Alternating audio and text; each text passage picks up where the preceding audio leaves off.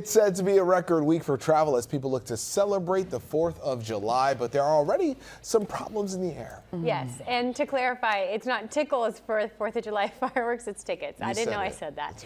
Anyway, so hundreds of flight cancellations stemmed from some severe weather in Atlanta earlier this week, and it's kind of been a domino effect in travel trouble since then. So what if you're caught in the dominoes? What if you're planning to fly? What does it look like for you? And is there any good news for people who are hitting the roads? Gio Benitez, of course, has all the details from LaGuardia. Hi, Gio.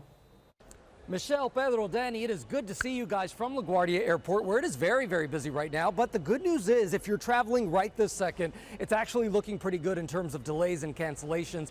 But don't count on that, because we are seeing some weather come in later this week, and that's always what drives a wrench into all of this and creates some issues. So keep that in mind as you're watching this and making your plans. The FAA says that we're going to see more planes in the air than we have in 15 years. So we're talking about 300,000 flights taking off during this holiday week. That is a lot of flights in the air, so it's going to be very busy. Give yourself some time if you're at the airport right now.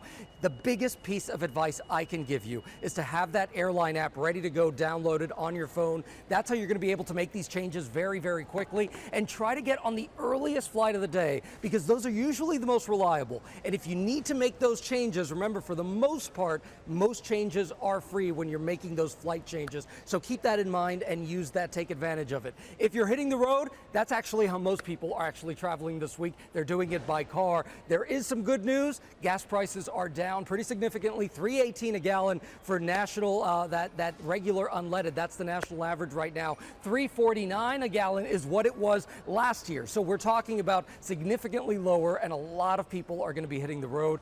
So if you're one of those, good luck. Have some fun. You're going to hit some traffic, that's for sure. But at least you'll be spending a lot less in gas. Michelle, Pedro, Danny, back to you guys.